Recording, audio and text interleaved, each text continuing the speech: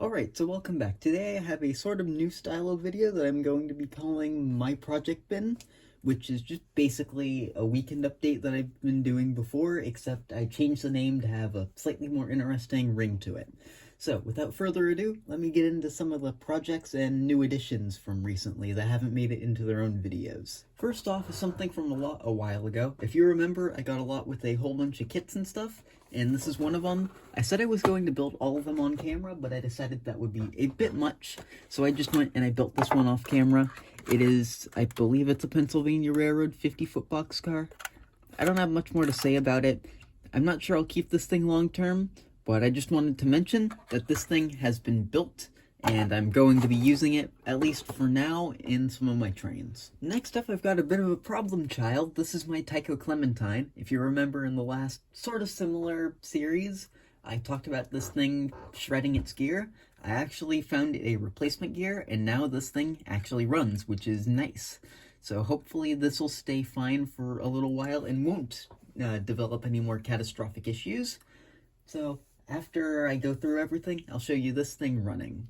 Next up, we have my second River Rossi Berkshire. This is the first one I bought. I don't plan to hang on to this one because Para Marquette just isn't my favorite. I prefer the nickel plate road one, but this one had some issues that I didn't quite like. First off, it used to have an Athearn bearing here to hold this bar in since this pin had broken and I needed to wire the tender to the engine for it to work. So I replaced it with an actual screw. This truck here is still missing a spring. I don't really care that much. And then on this end, I actually redid this wire. I hid it inside the tender and connected it straight up to the motor itself, so it looks a little bit nicer. It's still not perfect, but it's a lot better than it was before, and it'll have a lot less problems.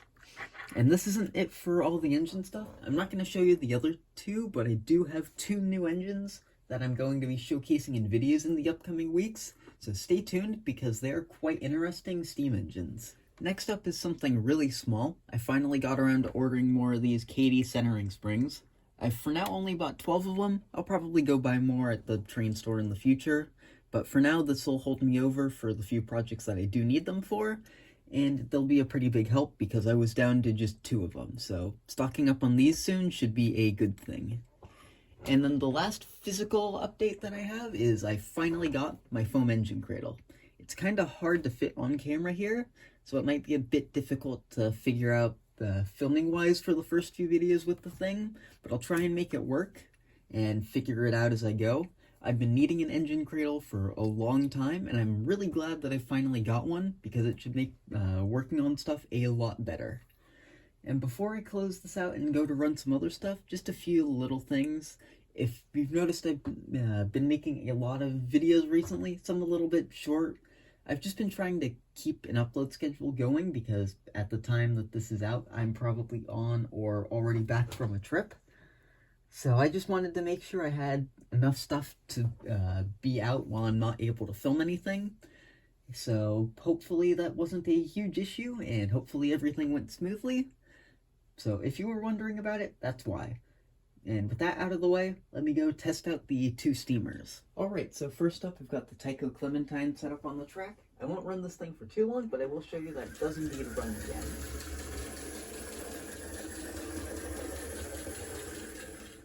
It seems a little bit sluggish right now, but it might just need a little bit of breaking in.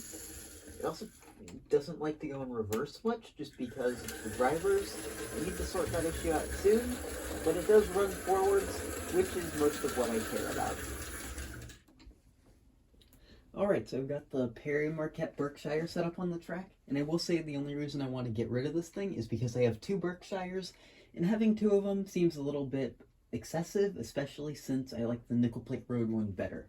So I'll just run this thing. It runs perfectly fine. Like, track's a bit dirty and its wheels might need to be cleaned, but that's about it.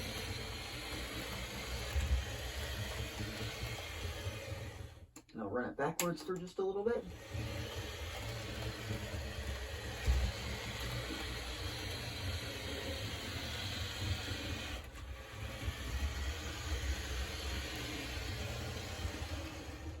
But yes, that is everything from the first episode of My Project Bin, so thanks for watching.